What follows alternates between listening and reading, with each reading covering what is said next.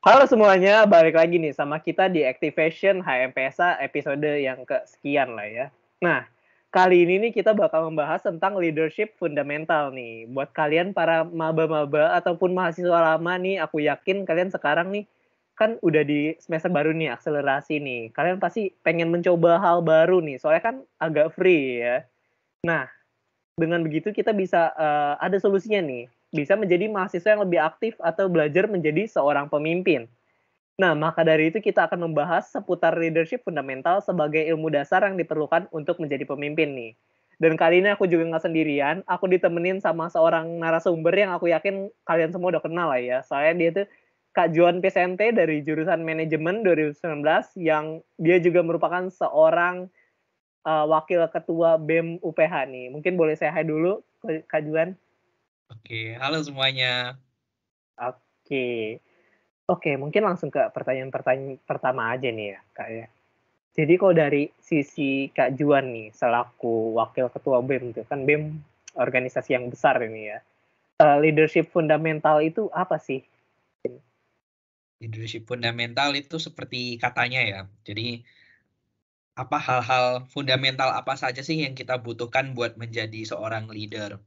Nah, itu aku jawab pertanyaan itu tuh eh, terlalu basic mungkin ya. Tapi orang-orang tuh sebenarnya memiliki leadership fundamentalnya sendiri-sendiri.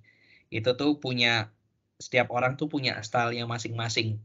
Tapi aku sendiri suka belajar dari leaders gitu. Aku suka belajar dari leaders yang beneran leaders di dunia nyata. Jadi kalau misalnya kita banyak belajar tentang teori, itu aku kurang suka tentang teori kepemimpinan. Aku lebih suka belajar dari autobiografi gitu. Dan dari yang aku lihat dari autobiografi orang-orang leader-leader yang hebat itu, memang mereka memiliki ada beberapa fundamental nilai-nilai yang mereka semua pegang gitu. Nah, ini Ini, aku iya, nggak apa-apa, nggak apa-apa. mungkin aku buat ini aku pakai buku ini eh TP Rahmat on Excellence. Ini beliau yang menulisnya ini eh orang terkaya di 16, terkaya ke-16 di Indonesia. Dia yang punya Antar Aja. Kalau teman-teman ada Oh yang iya iya iya. pakai jasa Tahu lah ongkirnya ya ya. kita lah ya. Ya, jadi aku suka belajar sama orang-orang yang beneran turun di lapangan dan beliau bilang prinsip pemimpin itu ada 3. Satu tuh menjadi role model. Apa yang diomongin sama apa yang dilakukan tuh harus sama gitu. Yang kedua, itu em, gimana sih caranya kita tuh bisa memberikan misi kita gitu. Misalnya teman-teman dari HMPSA misinya ya untuk meningkatkan eh, kualitas hidup dari anak-anak KMPSA ya, dari anak-anak akuntansi, dari teman-teman akuntansi. Jadi misinya itu yang harus dipegang dan harus konsisten gitu. Malah banyak banget kita lihat di Indonesia tuh banyak banget tipe pemimpin yang do what I say but don't do what I do gitu. Jangan telat ya, tapi pemimpinnya telat gitu. Nah, terus yang ketiga itu menurut beliau itu gimana sih caranya kita membangun lingkungan supaya orang tuh bisa tumbuh sesubur-suburnya gitu. Kita open minded, kita innovative oriented gitu. Kita gimana sih kalau misalnya kita punya masukan entah itu dari siapa aja kita tetap apresiasi gitu. Oke oke. Mungkin boleh di-spill lagi nih, mungkin ada pemimpin lain yang jadi inspirasi Kak Juan nih? Aku pribadi ya, aku tuh suka koleksi autobiografi, guys. Wow, suka baca gitu ya? Ya hobi aneh gitu kan, suka nge-koleksi autobiografi gitu. Jadi sempat tahu juga beberapa karakter-karakter pemimpin-pemimpin yang berbeda-beda gitu. Dan itu menurut aku just be yourself gitu. Jadi mengetahui banyak autobiografi dari pemimpin-pemimpin hebat tuh membuka pikiran juga, oh ternyata orang ini nih beda sama yang ini gitu. Cara pemimpin Bapak A beda sama pemimpin Bapak B gitu. Kalau teman-teman tahu Steve Jobs orangnya keras banget gitu. Hmm. Ditekan anak buahnya habis gitu. Kalau Pak Jokowi, kalau Pak Jokowi mungkin Halus di gitu ya. encourage halus gitu kan ya. Jadi banyak jalan menuju Roma gitu. Iya. Ya, mungkin itu dia ya kali ya, Kak Juan sering baca autobiografi orang jadinya kebawa gitu ya, disaring-saring jadinya Kak Juan sekarang bisa mimpin BEM gitu ya, jadi wakil ketua. Oke, next ada juga nih pertanyaan lagi nih, gimana sih cara ningkatin kompetensi dasar sebagai seorang pemimpin? Nah, ini sayangnya cara meningkatkan kompetensi dasar sebagai seorang pemimpin paling cepat itu dengan cara pemimpinnya harus gagal. Wah, Sayangnya begitu. Kalau mau cepat belajar cara menjadi pemimpin tuh harus merasakan namanya kegagalan. Tapi it's okay gitu. Karena kegagalan tuh justru makes us stronger. Aku justru ngelihat banyak orang tuh setelah gagal sekali udah nggak mau jadi pemimpin mereka sampai mereka tua gitu. Nah itu pemikiran yang salah menurut aku. Mestinya orang belajar dari kesalahannya supaya tidak diulangi lagi. Aku pun juga dulu pernah jadi seorang pemimpin yang gagal gitu. Malahan sebelum aku di posisi ini gagalnya berkali-kali gitu ya. Gagalnya berkali-kali gitu. Jadi harus dijalanin, harus proses. Kita budaya Asia pasti kayak lihatnya, ih kok gagal gitu kan. Apa menghancurkan nama baik keluarga gitu. Tapi itu proses yang harus dijalani gitu. tapi justru dari gagal itu belajar lagi sampai sekarang Kak Juan bisa cukup keren juga sih, aku salut juga sih bisa jadi wakil ketua BEM UPH loh. Wah, mungkin sebelumnya Kak Juan udah pernah mimpin apa aja nih? Mungkin jadi ketua kelas atau apa nih sebelum-sebelumnya? Ketua kelas pernah, aku di organisasi itu 10 tahun sejak Uh, 2012. itu Sejak 10 tahun SMP. dari SMP apa tuh ketua OSIS atau Awalnya cuma anggota OSIS, terus anggota, terus wakil ketua departemen, terus ketua, terus wakil gitu. Beda-beda sih. emang hobi nih kayaknya ya? Emang kedepannya Iya, emang emang. hobi jadi pemimpin gitu ya? Oke, Emang. mungkin gimana nih? Kan mimpin udah lama nih, udah banyak pengalaman juga. Gimana sih caranya supaya kita bisa dapat memberikan impact positif buat orang lain, mungkin anggota-anggota yang di bawah kita gitu? Pasti satu contoh ya, memberikan contoh yang baik. Eh, Kembali lagi ke prinsipnya Pak TP Rahmat yang pertama kan, menjadi contoh kan, Menjadi role model tadi jadi ya? model yang baik gitu. Misalnya, dan kita pun juga harus menyadari bahwa kadang-kadang tuh kalau misalnya kita dalam suatu kepanitiaan atau dalam satu organisasi, ada momen-momen di mana kita tuh nggak bakal suka sama pekerjaan yang diberikan. Misalnya dalam panit, paid promote. Siapa sih yang suka Oh, paid promote? iya betul betul betul Siapa sih. sih yang suka paid promote gitu kan? Tapi itu menjadi keharusan suatu pengorbanan buat kepanitiaan. Nah, kadang-kadang kita sebagai ketua itu bisa memberikan impact positif. Gimana sih caranya? Dengan memberikan apresiasi juga gitu terhadap pekerjaan mereka. Aku dulu saat jadi ketua proker, setiap kali anak-anak kirim paid promote tuh kan gak ada yang like kan. Nggak biasanya kalau Oh, paid promote gak ada yang like kan di IG kan. iya betul betul. Ya, jadi aku sering jadi satu-satunya orang yang nge-like paid promote-nya anak-anak aku gitu. Jadi dari hal sepele begitu bisa kayak menunjukkan apresiasi. Jadi anak-anak tuh tambah semangat, berpikir positif, terus membangun perasaan kayak yes, we're all in this together gitu. Ya, mereka juga merasa diapresiasi gitu ya. Ya. Iya, keren sih. Kak Juan nih udah banyak baca autobiografi orang-orang pemimpin-pemimpin, udah tahu banyak lah ya. Nah, menurut Kak Juan nih gimana sih gaya kepemimpinan yang baik dan itu kayak gimana sih? Kali lagi kalau misalnya kita belajar teorinya nih, pemimpin tuh ada banyak, ada yang otoriter, ada yang laissez-faire. Laissez-faire tuh yang bodoh amat lah, yang bodoh Oh, amat.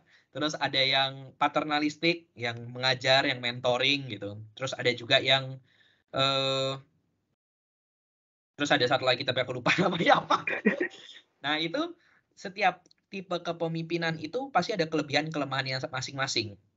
Dulu saat gue masih awal-awal jadi organisator, aku mikir, oh pasti yang bagus laissez-faire, oh yang pasti bagus otoriter, oh yang pasti bagus paternalistik gitu. Tapi seiring berjalannya waktu, nggak bisa gitu. Nggak bisa sama sekali pakai satu doang. harus pakai tiga-tiganya di waktu-waktu yang tepat gitu. Jadi jadi Kuncinya tuh di combine situ gitu. tuh. Iya, jadi kamu harus bisa otoriter saat anak-anak tidak disiplin. Kamu harus mengayomi pas anak-anak lagi jatuh, tapi kamu harus memberikan ruang supaya anak-anak tuh bisa berinovasi gitu. Kayak gitu deh misalnya. Oke, oke. Nah, aku penasaran nih. Kan Kak Jon mimpinnya udah lama nih dari SMP nih ya. Gimana sih cara Kak Juan nih buat ngatasin misalnya ada anggota yang sulit dihubungi atau nggak kompeten gitu, atau mungkin jadi lesu gitu, performanya turun selama organisasi, itu gimana cara ngadepinnya sih? Oke, jadi aku pun dulu juga saat panit sering ya dapat kasus seperti ini ya. Tapi kita juga perlu wise gitu. Kita perlu wise menjadi seorang pemimpin, mengetahui kenapa sih orang itu tidak bisa dihubungi atau menghilang tiba-tiba. Aku dulu ikut satu panit, ternyata anak aku tuh ada satu yang karena anak FON, teman-teman dari FON, berarti dia tuh terlibat langsung dalam pemberian vaksinasi COVID gitu. Saat itu Iya. ikut panit kan. Nah, kalau misalnya kayak begitu ya aku nggak punya hak buat marah gitu. Dia di sana nyuntikin orang supaya dia bisa ya kebal lawan COVID gitu kan. Dia melakukan sesuatu yang mulia gitu. Aku nggak bisa negur. Tapi ada juga kasus di mana orang-orangnya beneran cabut, jauh gitu. Nah itu kadang-kadang kita pun juga tetap perlu mengetahui gimana sih caranya gitu. Kenapa sih dia tuh keluar dan segala macam sulit dihubungi.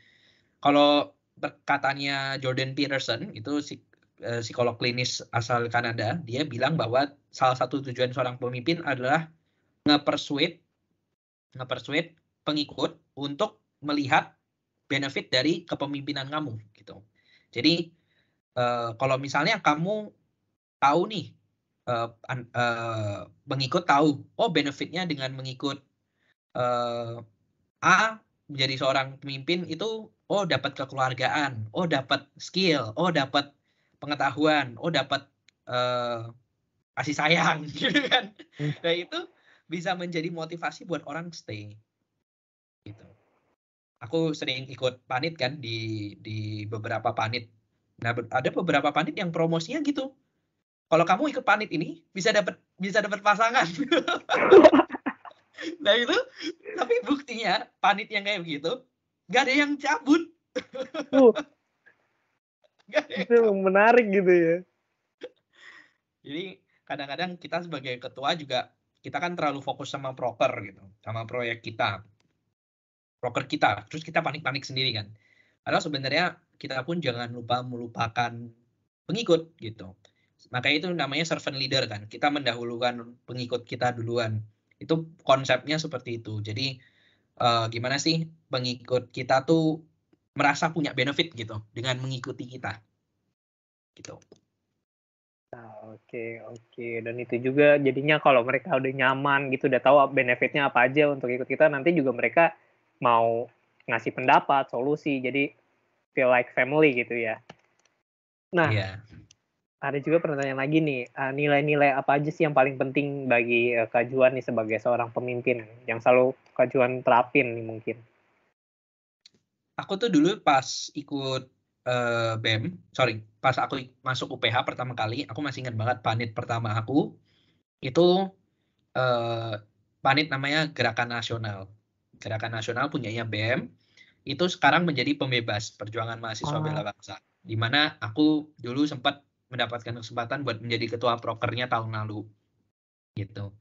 Aku itu benar-benar stand out banget yang Gerakan Nasional ya. Meskipun kita tuh dari panit-panit lain, panit-panit BEM lain, ada yang 30 orang, ada yang 40 orang. Ganas, Gerakan Nasional, itu panitnya cuma 11-12 orang. 11-12 orang, wow, kecil gitu kan, kecil, terus sering mendapatkan isu gitu kan, sering mendapatkan isu. Tapi aku ingat banget saat itu ada kokonya gitu kan, ada cuttingnya yang mengetuai, namanya Ko Yohanes, anak TC dari Pendidikan Bahasa Indonesia. beliau itu menginspirasi aku banget karena dia itu salah satu nilai yang dia pegang itu integritasnya itu kuat banget gitu. Ada beberapa pemimpin yang kalau misalnya BPH-nya ada masalah dia kekep sendiri gitu. Tapi kalau misalnya Ko Yohanes dia pemimpin yang kalau emang masanya sedih kita sedih bareng. Kita lagi happy bareng gitu. Jadi kekeluargaannya tuh kuat banget dan dia kebetulan juga melakukan 3 prinsip tadi. Dia dia menjadi role model yang baik, apa yang dia lakukan dengan apa yang dia omong sama. 2, dia memberikan misinya dia dengan baik gitu kan. Memberikan misinya dengan baik. Kalau misalnya saat itu acaranya tentang gerakan nasionalisme ya dia beneran orang yang sangat patriotis gitu. Kayak kalau ngomong sama dia tuh tentang misalnya kayak kamu tahu nggak sih Indonesia tuh punya ini gitu. Kamu tahu nggak sih kalau Indonesia tuh punya samurainya sendiri gitu. Jadi kayak dia memang passionate sama proker yang dia pimpin gitu. Dan ketiga itu dia ya membiarkan kita membuka ruang supaya kita grow. Dan dia sangat mengapresiasi semua masukan kita. Saat itu aku masih maba kan, masih 2 bulan di UPH. Ya dia punya hak buat nge-shutdown aku gitu. Siapa gitu kan? Aku masih bocah ingusan kan saat itu kan. Tapi dia enggak gitu. Jadi ya itu nilai-nilai yang penting gitu. Kalau misalnya menjadi seorang pemimpin. Oke, thank you banget nih Kak Juan, dan nggak berasa ya udah cukup banyak hal yang kita bahas. Sebenarnya masih banyak lagi sih yang pengen ditanyain, tapi mungkin di lain kesempatan.